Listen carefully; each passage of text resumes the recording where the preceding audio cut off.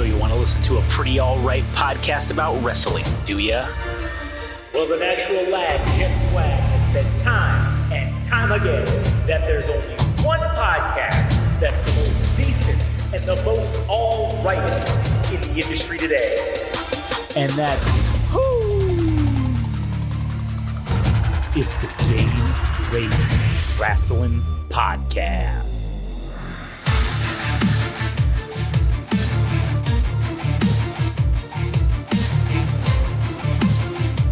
All right. We're back again after that hot banger of an episode that we just previously fucking recorded. Banging it, banging it, banging it, banging it. That was interesting. Turn it up. Oh, yeah. The cease and desist letters in the mail. Oh, yeah. We're turning this bitch up to a fucking 13 at this point. Oh, hell we're yeah. Past 11, dude. We're past 11. We blew 11 out a long ass time ago. Anyways, welcome to the Game Rage Wrestling Podcast. I'm Josh, here today with Adam. Yo. Go to GameRageMagazine.com if you want to hear the full selection of podcasts available. Follow us on Instagram and TikTok at Game Rage Magazine. Game Rage Magazine. Follow us on Twitter. You almost had a Biden stroke, dude. At Game Rage Hey, who the fuck are you? What? Follow us on Twitter/X at Game Rage Mag. Adam's at All Gas No Trash Official if you want some musical fucking memes and hear him shit on artists. It's fucking hilarious. Yeah. So all right, cool. Here we are. Today's topics. Yeah, go ahead and lead with some of the shit you were gonna say. Okay, so I have a conspiracy theory about wrestling. It's a very concerning one. I am very fucking concerned because there's a 4th of July party at this guy Michael Rubin's place. Oh God. And in case you don't know who the fuck Michael Rubin is, existential threat to fucking clothing, dude. The worst fucking threat that this company that he runs, Fanatics, is a weapon of mass destruction against clothing. Like there is, you cannot convince me otherwise. Yeah, dude. There's Dior, there's fucking Dolce & Gabbana, there's fucking Gucci. Fanatics is the Adolf Hitler of fucking clothing, dude. Oh yeah, it's literally it's not even just the Adolf Hitler. It's the actual Holocaust of clothing. True. Like it is killing people based on their religious beliefs and indiscriminately. It is fucking horrific. The baseball uniforms are garbage that they make. Now they're capitalizing on the NHL jerseys. Those are going to be garbage. I'm sure they're going to lock up the NFL and the NBA soon. Those are going to be garbage. And at this 4th of July party, guess who fucking was there? It was Nick Khan of the WWE and a bunch of TKO executives got invited to this fucking Fanatics asshole CEO's 4th of July party. And I guarantee you that it was because of or a presupposition to a talk about, hey guys, what you want to listen to a pretty alright podcast about wrestling? Like, no, he wants to say, hey, you want to have some pretty shitty clothing made by us? Cause we'll do it for you for fucking pennies on the dollar. Pennies. Your profit margin will be $1 trillion. That's just the number. It's going to be a sideways 8. That's going to be your profit margin. Because these shirts are going to cost nothing because they're basically made out of fucking hopes and dreams of the little fucking Filipino boys who are making these things in the sweatshops that they run in fucking China or wherever. And you're going to have to buy 5 of them to replace the one you bought because they're going to expire every 2 fucking months. Oh, yeah. Yeah. They're going to last like 4 wash cycles and then they're going to just melt and you're going to have to buy another one. Thus, increasing your profits by a shit ton. And, you know, I don't think they're going to say, TKO is not going to say, or they're not going to say no to that. They're not going to say no. Because they need to make that $4 billion back or whatever the fuck they paid for WWE. They're going to try to speed run it like fucking GDQ, man. Games done quick. It's going to be fucking shirts done quick, dude. Yeah, it's going to be shirts done quick and shirts done shit. That's what it's going to be. Because they're going to be garbage. I don't know if I will buy, I'll tell you this right now. When the first Fanatics branded shit, and I'm going to call it right now. I think the first Fanatics made shirt is going to be a John Cena shirt.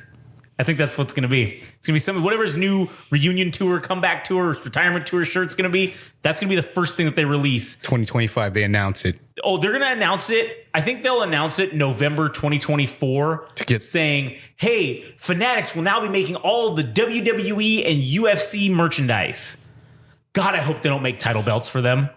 That's going to be terrible. There's no way, but the timeline does make sense because that's the holidays. Yep. They're going to be buying kids and people, their gifts. This is what they're going to do. They'll start it, and then they're going to blow out all the old shit. So everybody will be buying that, and then they're going to start fresh January 1st. It'll all be only Fanatics branded shit on the WWE website. Yeah, I could already, shit, that meeting you're talking about with, what was his name, Michael Rubin and Nick Khan? Yeah.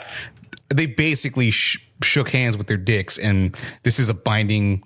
This is a binding contract. Yeah, it's a binding contract. The lawyers already are writing it up, and they're like, "Hey, cool, it's already done. We don't need any signatures because they shake dicks on it. Like they lock dick, they docked together, and now that's it. It's done. Deal's done." Yeah, who's on the receiving end on that? In terms of like getting fucked, it's probably us, the fans, if you really think about it. Because, yeah, that's true. Because WWE is going to make a shit ton of money, Fanatics is going to make a shit ton of money, and we're going to be left with having to buy the same shirt 9 times in a fucking calendar year. So, well, I guess 6, because if it fucks up every 2 months, we'd have to buy the same shirt 6 times. So the wrestlers are going to they're going to do well because guess what? They get paid a royalty based on how many shirts they sell, right? Of theirs that get sold. So if some, let's say, LA Knight fan, maybe LA Knight's not doing so good in merchandise, but let's just say, some LA Knight fans are having to buy his shirts 6 times a year. Well, goddamn, he just saw a 6-time increase in his fucking royalty from getting shirts. Good for them, I guess, right? Sucks to be us. We're the ones getting fucked. Yeah, 90% is going to be the LA Knight fan page that we all hate. Oh, man. I will say this about the LA Knight fan page. I think that it's kind of bullshit that you just take a guy's whole gimmick. It's like gimmick infringement because you're basically stealing his gimmick and profiting off of it somehow. Because, I know you're not doing shit for free. You're getting money somehow. You got a Patreon or some shit. You're getting money somehow. That money should be going to LA Knight. All right. You're stealing from out of his pocket. You saw him take the bus in WrestleMania 40, dude. Yeah. Fuck. No, you didn't take the bus. He had to take the fucking monorail. The monorail. Couldn't even afford the bus. Had to get on the shitty fucking the L or whatever it's called. The fucking common man, LA Knight, dude. LA Knight is a great fucking dude, man. He is the one who deserves all of the fucking title runs, not Cody Rhodes. All right. LA Knight was there staying after fucking signing autographs, outside because he wasn't allowed in because Cody Rhodes told him to fuck off. God damn, not even the Slim Jim mobile, dude. Couldn't even let him have that, man. Got repoed. Or it was just all for the image sake. To give the illusion that he drove in that fucking thing.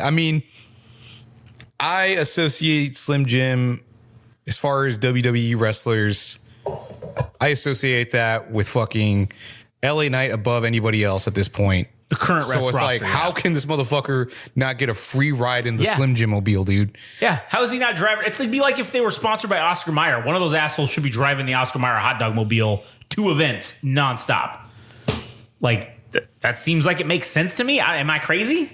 Do you think, just to go off on a quick tangent, do you think LA Knight would ever end up, knowing that he'll never win a championship at this point, what do you think of him as color commentator? Oh, I think he'd be better than fucking Corey Graves. I think if he was a heel, he's going to be like a Jesse Ventura or a... Fucking Paul Heyman. Paul Heyman or a Jerry Lawler type character on commentary. He's going to be antagonistic. He's going to be fucking... when they have Pat McAfee on there, Pat McAfee is pretending to be that guy. He's pretending to be the wrestler, the bad guy wrestler who is taking the bad guy wrestler side, right? That's who he's trying to pretend to be. But I don't know about how everybody else feels, but I don't buy it because Pat McAfee was never a wrestler. And he's also been doing this fucking play-by-play shit like Madden on Raw. That's what Michael Cole is for. That's what the other guy is for. Well, I'm actually mean. He's been he's drawing shit. Yeah. Let that guy do it. Yeah. I don't need you to fucking draw that nonsense. I don't need that. I don't need it. That is fucking stupid as hell. Yeah, it's like jumping the shark somewhat. It's like bit. we know wrestling's stupid, but you don't have to make a mockery of it. Right. By point, yeah. Another good example is Taz. Taz is an excellent fucking color commentator. And again, a guy, I believe, because he's in that same vein, and you have to have, it's a rare quality. It's hard to find. You have to have a guy who wrestled in the business for long enough to know it, and then also be good at talking. Listen, no disrespect. You know what? Fuck Corey Graves, all right? I don't give a fuck what anybody says. He's terrible, okay? He was a shit-ass, dog shit wrestler, and he's a dog shit commentator. And I don't buy it. And I've hated the fact that he's been, oh, you see Cole, shut the fuck up, man. You're terrible. I don't believe it. Oh, you had an injury, and they fucking gave you a job sitting behind the color commentary desk as a fucking consolation prize. Okay, cool, we get it. Go do the pre-show. I don't give a shit. Pat McAfee, you got your own goddamn show. Go fuck off and do that. You don't need to be ruining my wrestling with your stupid shitty. Yes, okay, I'll give him this. Some of the things he says are funny. However, it's not. It's the ratio of funny to like bullshit is way out of proportion. The bullshit is much higher than the funny, and we need someone who was a professional wrestler and also is good at speaking. Fucking the LA Knight fits Knight's the bill. The only fucking guy that I think that exists right now that could probably handle it. That would want to, maybe not want to do it, but that would do well at it if given the opportunity. If told, hey man, you can either keep wrestling in the mid card and basically do nothing, or you could probably come over here and potentially maybe be part of a new JR Jerry Lawler type commentary combo. Yeah. And I think I don't know if Michael Cole's the guy. They need to find another guy. They need to have the next person in line. That's what they need. And I don't know that they're necessarily really working too hard on developing that, but they got some guy from ESPN. I don't know when he's going to be added into the broadcast for either Raw or SmackDown, but we'll see how that turns out. Man, when they had Coach. Well, Coach, I mean, hey, fuck, man, if Coach I don't know if they could pay him enough, though. No. There's no fucking way. With the money he's getting, like, from ESPN and doing all that shit, there's no fucking way that they would be able to pay him enough to go on the road and fucking do wrestling. Like, he did that already. He doesn't need to go back to doing that. But that one dude who did the fucking, like, pride fighting, fuck, I can't remember. I can never remember the fucking guy's name. He was okay. He was pretty good as your Jim Ross type guy, right? Mm-hmm. Who wasn't a wrestler. But they need somebody who they need a good just sportscaster. Yeah, well shit. Well, we're gonna have to think about that. Well, put that on hold. Yeah, the next episode will be fucking us fucking talking about who we think are our short list of commentators. Well, I'm just saying that like fucking Michael Cole's not going anywhere for a good minute, but as far as the future of LA Knight goes, man, I could see him as a commentator. I think it'd be a serviceable. Yeah, I think he could do a serviceable job. But anyways, as far as the shirts go, yeah, we're fucked. I would not. I mean, shit, I haven't bought shit to begin with for WWE, but I certainly am not going to start now if this ends up happening. I think there's a high. It's highly likely that it'll happen.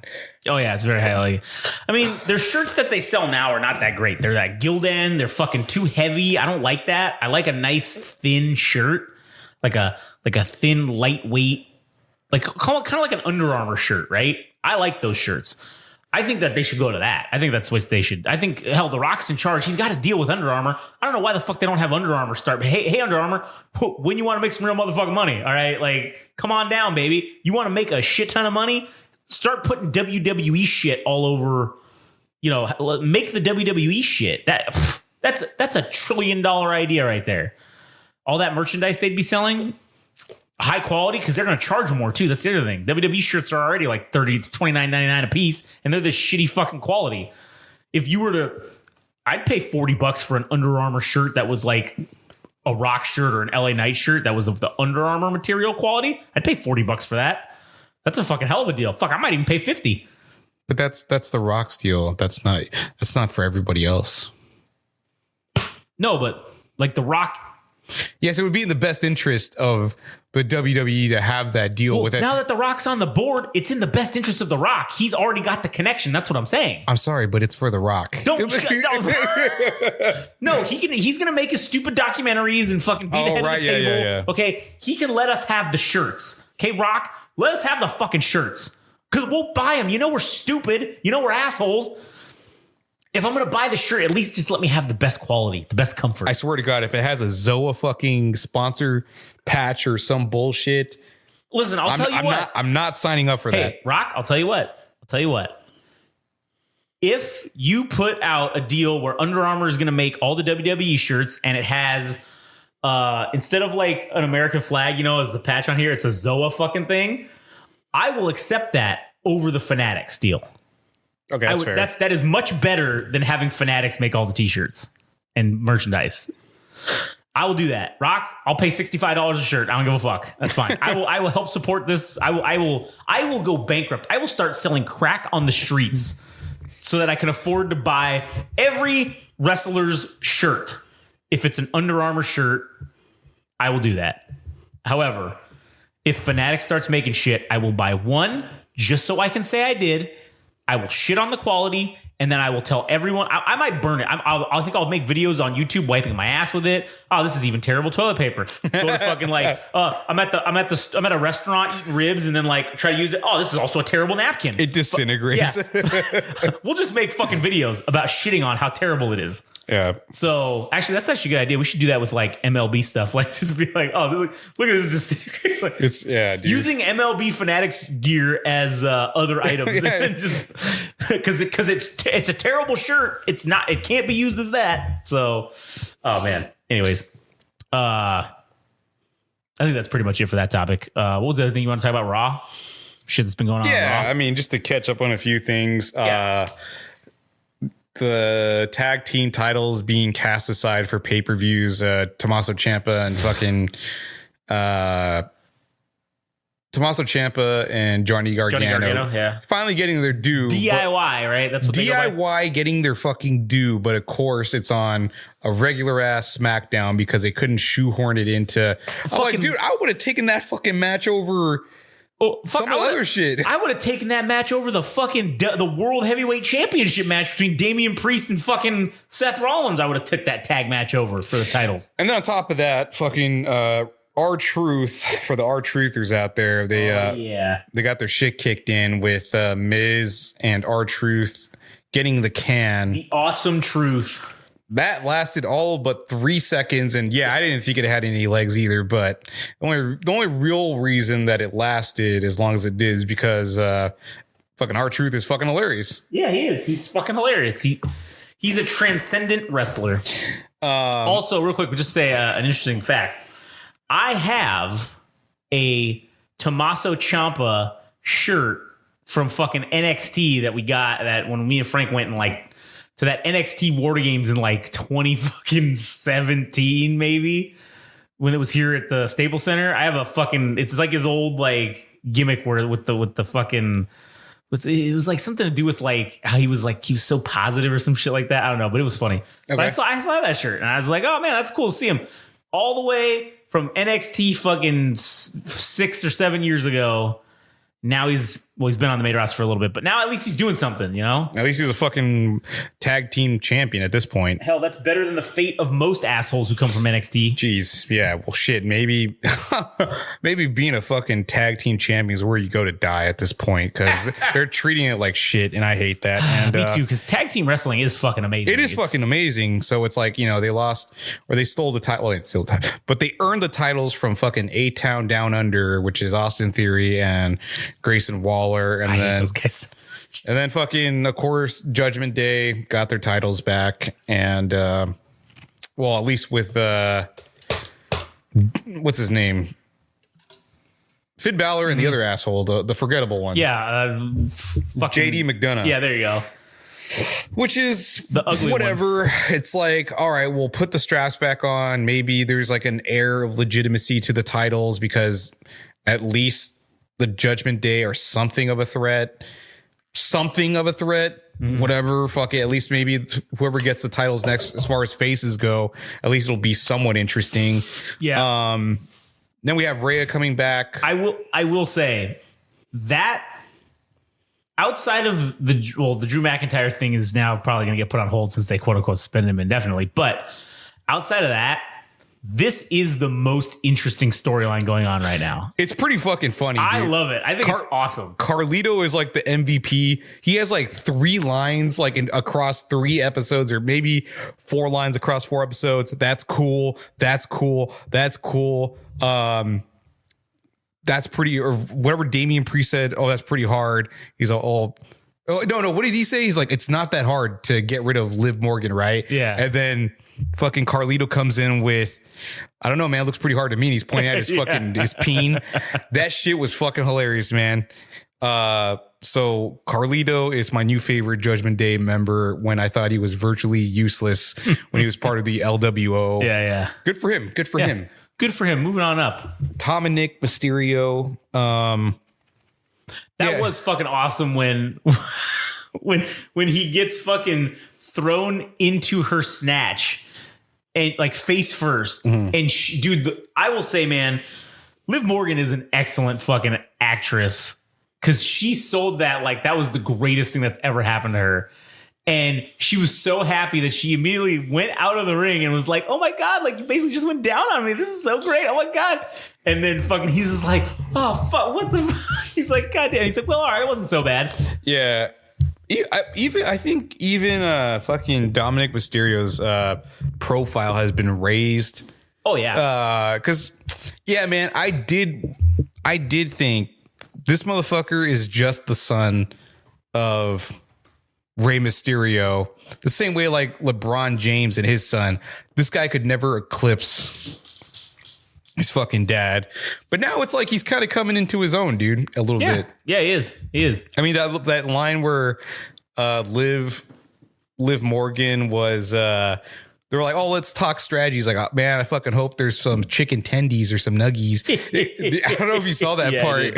Yeah, that was fucking hilarious. Or him getting stretched out and she's fucking like grinding on him and shit. Man, should have been me. Could have been. I love that fucking meme, dude. The should have been me. It's like literally everybody's comment as far as this whole fucking thing goes. But yeah, this shit is great. But the main, I guess the main thing I kind of wanted to get to, because I know this is gonna fall apart real quickly, because as with most things with Bray Wyatt, well, now he's dead, but as with most things, oh well, he is dead now. But as with most things, it's gonna fall apart real quick. Just like the fact that he was living at one point fell apart real quick because now he's dead. Well, I guess way to rub that in. The Wyatt Six, dude.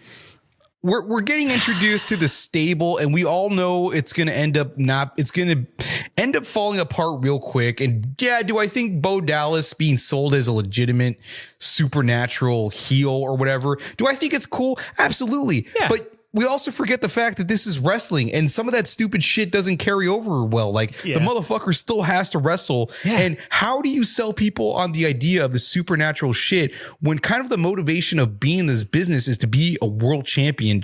So like when you're saying you're going to absolve people of their sins or all these stupid supernatural bullshit, at the end of the day, you're just fucking wrestling for a title. So yeah, well, okay, that's the thing. Like, you're going to absolve them by becoming the champion. Like, but that's stupid. But that's what you do. That's not stupid. That's the whole point. Because that's how you make the title relevant to your supernatural nonsense. Now we care about your supernatural nonsense because, hey, you're going to go after our boy, whoever the title holder is. Because generally, let's be real, the supernaturals, those guys are usually the bad guy. They're usually heels. All right. So you're going to come after our babyface with your supernatural powers. Oh, we can't be having this. And then they're going to do some fuckery with their supernatural powers and win the title, a la The Undertaker and or Kane or whoever. And then, oh shit, there you go. And then now they're because remember we kind of talked about this a little bit before. It used to be sold to us that if you had the title belt, you basically like almost ran the company. Like you basically just got to do, you were in charge. You got to call shots. You got to do things, right? That's kind of how it used to be sold to us was, oh man, it's going to be so bad if this guy becomes champion because then there's going to be this just reign of darkness over the whole thing. Okay, well, but it's stupid. It is stupid, but we buy it. We buy into it. We believe it. Okay, this is why wrestling's carny shit. It's all stupid, but we still love it and buy into it. It hooks into us. Yes, but there's a degree of carny shit there's a threshold, yes, and the supernatural shit is crossing over, and especially because they have this southern drawl to them. It adds to the carny shit, dude. Yeah, it does. And I will say that the Bo Dallas, this Wyatt Six thing, I don't know. I thought at the beginning when they first pulled this out and they shot Chad Gable in the head, I thought it was going to be cool. I thought it was going to be good, and now it's kind of the waters are getting a little muddy right now, and I'm not sure that this boat is going in the right direction. I think the fog came in, and we might be seeing an iceberg here real fucking soon, and I think that there's a way to do the supernatural shit. They're just not doing it right. The way, okay, supernatural shit. Talk about a great way in recent times how supernatural shit was done well. Matt Hardy. That whole broken Matt Hardy thing, that was some weird like supernatural shit, but goddamn did it enthrall the fuck out of me. Did I love the fact that him and Jeff Hardy literally would teleport to other fucking places and just win their tag team titles and then leave? That was fucking amazing. Totally supernatural, totally fucking ridiculous. But it didn't care. Did not give a fuck. But it was that's like an obscene degree of absurdity that is acceptable. But correct. This that's what I'm saying. They're not doing it right. It's like it's like the opposite of Goldilocks. It's not enough and it's also too much. It's somewhere in between. It's the shit version of Goldilocks. Because you are in the middle of not quite enough and still not enough. Like it's like, oh, it's not enough, but it's too much. Okay. That's the shit. That's the shits. That's what they're doing with this. I think that maybe since they were already doing this like hacking shit, I think maybe you make them like, instead of quote unquote like supernatural, you make them like some fucking they should have gave them like the cyberpunk fucking supernatural type gimmick. Maybe that would have been kind of cool. I don't know. Go ahead. Oh no, go ahead. No, yeah. Well, did you have more? Yeah, I was just gonna say, like, I think that if you did this like futuristic, because that's the thing. We already saw this. We already saw this with the Wyatt family. We've seen this. This isn't even just something that rhymes. This is just the same shit over and over and over again. And that's why we're not buying it right now.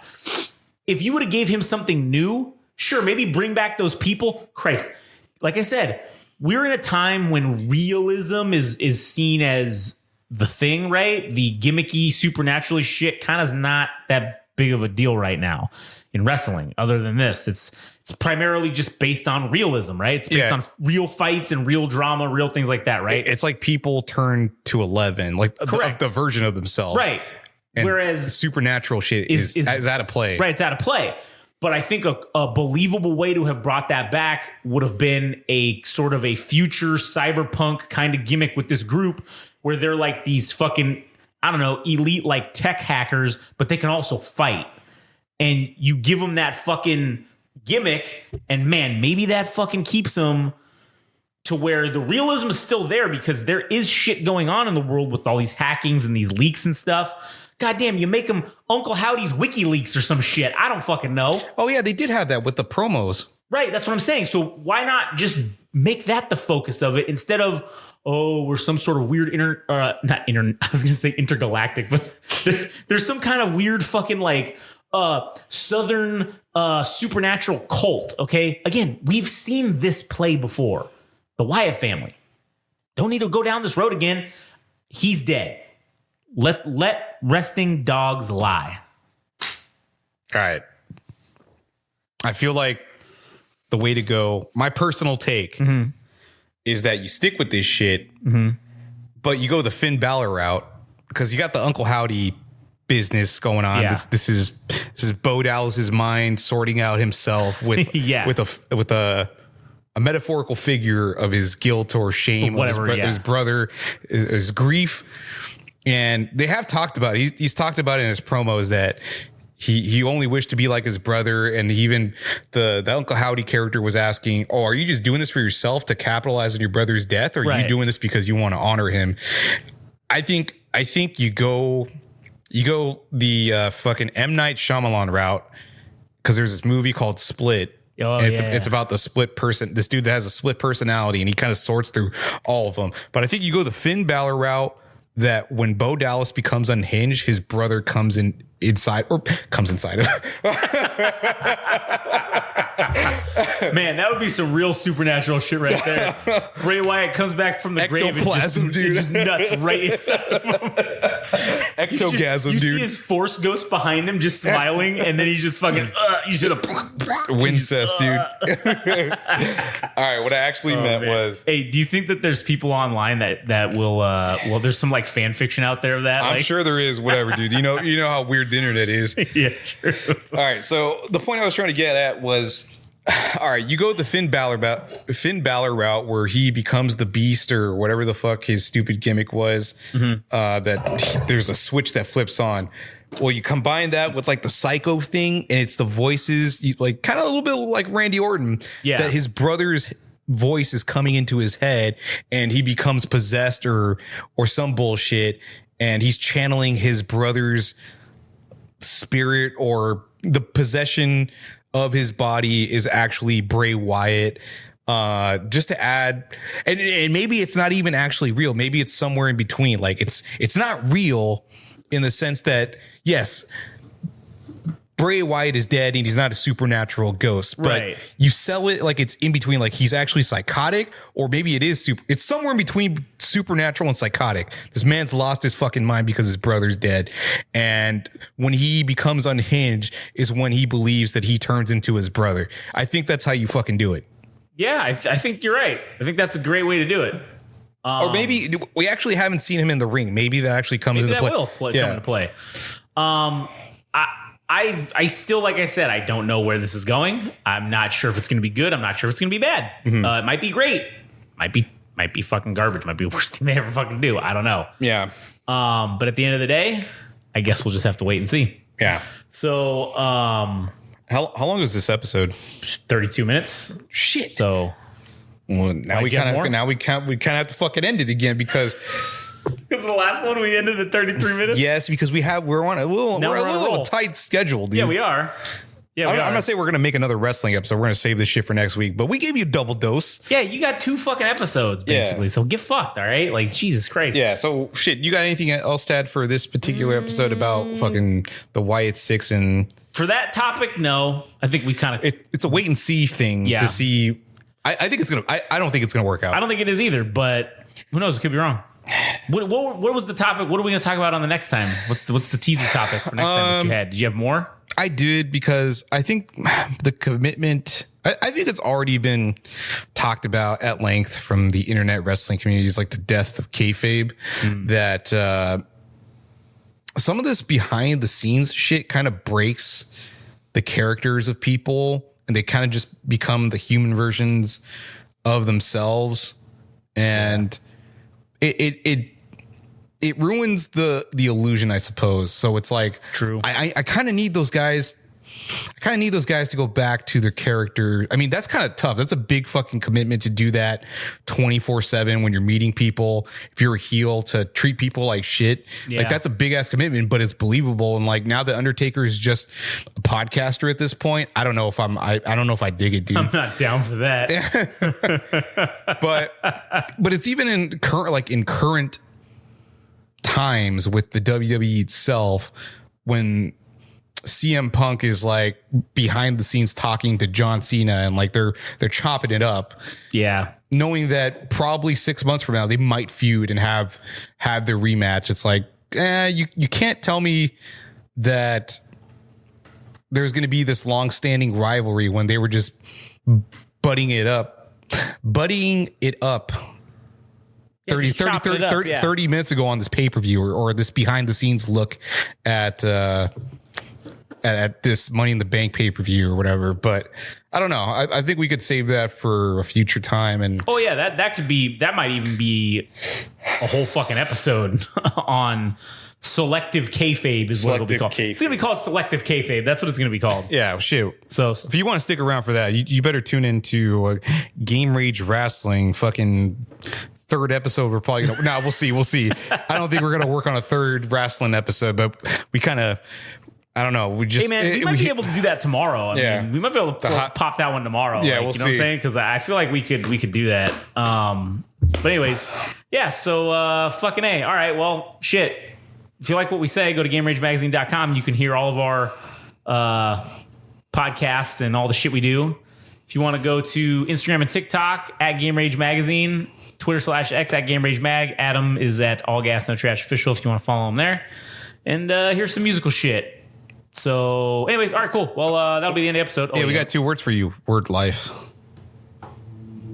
Oh, whoops, that's the wrong fucking outro. Anyway, yeah, word life.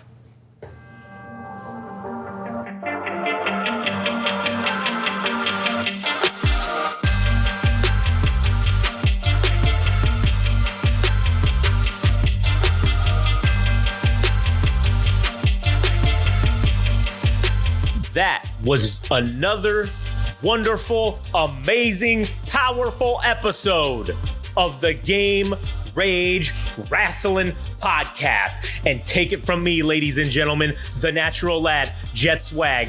If there's one podcast, one show you should be listening to, that you should be absolutely grateful for, it's the Game Rage Wrestling Podcast. And one of the things you can do to show your appreciation for all the hard work and dedication that these boys put out day in, day out, just for you people, it's that you can go and you can subscribe and you can like and follow them on the Instagram and the TikTok at Game Rage Magazine. You can also follow them and like them and subscribe to them on the old Twitter, which I don't know what it's called now, but who cares? It's at Game Rage Mag there.